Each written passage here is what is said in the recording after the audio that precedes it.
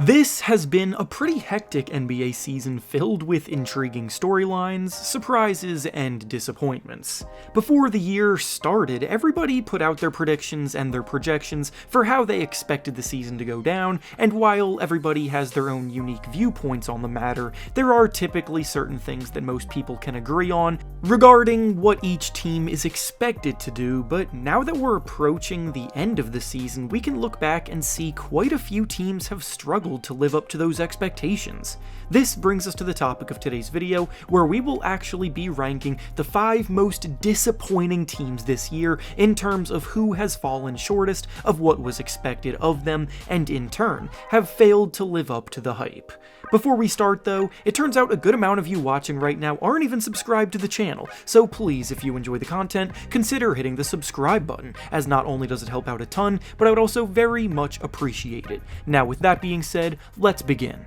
We'll start this ranking off with the 5th most disappointing team of the season and work our way up to the number 1 spot, so here we have the Chicago Bulls. The Bulls have been as aggressive as any team over the last 2 years in terms of going out and acquiring talent with the intention of competing. Nikola Vucevic was an all-star player when he was brought in, Zach LaVine was one of the best two-way guards in the league, and DeMar DeRozan's addition helped them finally end their playoff drought last year. After breaking that drought, they were fully planning on building off of that momentum, but for a variety of reasons, they have not been able to do so, and in actuality, have regressed. Not all of it is their fault though, as Lonzo Ball is not going to be able to play at all due to a nagging injury that just won't go away, but the franchise still expected much more from this core than they have put together. They sacrificed several first-round picks and young players in the process,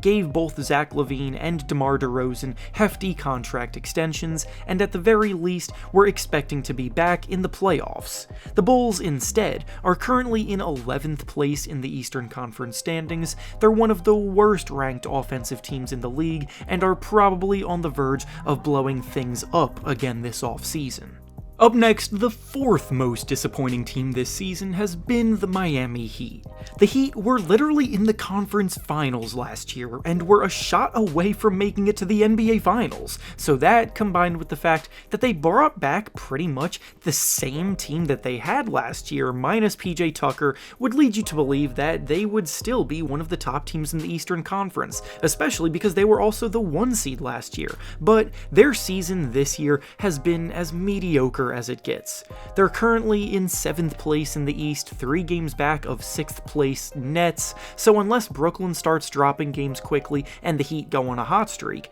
then they'll have to deal with the play-in tournament to even solidify their spot in the postseason. Jimmy Butler has shown that he can turn things up in the playoffs, but in the regular season he's been seemingly coasting. Tyler Hero doesn't seem to be much more than a decently efficient volume scorer, and while Bam Adebayo has been having an outstanding year on both ends of the floor, the team's overall depth in the front court is pretty lacking. Kyle Lowry's on his last legs, Kevin Love is in the same boat looking a bit washed, and with an offense ranked in the bottom 5 of the NBA, there isn't much to be excited about from this group at the moment. Next up, the 3rd most disappointing team in the league this season has been the Minnesota Timberwolves. Speaking of teams that got aggressive before the year with the intention of making a deep run, the Timberwolves mortgaged a lot of their future to bring in Rudy Gobert. The price tag included 4 first-round picks, Walker Kessler, Jared Vanderbilt, and Malik Beasley, which told the league that they were going all in on this season by bringing in a multiple-time Defensive Player of the Year winner to hopefully shore up their weak defense, which in theory isn't the worst logic to apply, but there were so many other factors that made this addition a questionable one. With Karl Anthony Towns' offensive versatility as a great shooter from the outside and a skill scorer inside, they were hoping that he could slide over to the power power forward spot and work well off of Gobert, but defensively, Towns has historically struggled, so forcing him now to defend forwards instead of centers was always going to have growing pains. Early on this season, there were a ton of growing pains between that duo and their overall starting lineup, and then Towns suffered an injury, which has caused him to miss about half the year, so not all of it is their fault as misfortune has struck, but even still, the experiment has put them in a very tough spot. They were the 7th seed in the playoffs last year and are once again in 7th place in the West now, which means they didn't really go anywhere despite intending to compete even further, and that becomes a lot worse when you consider what they sacrificed to get here.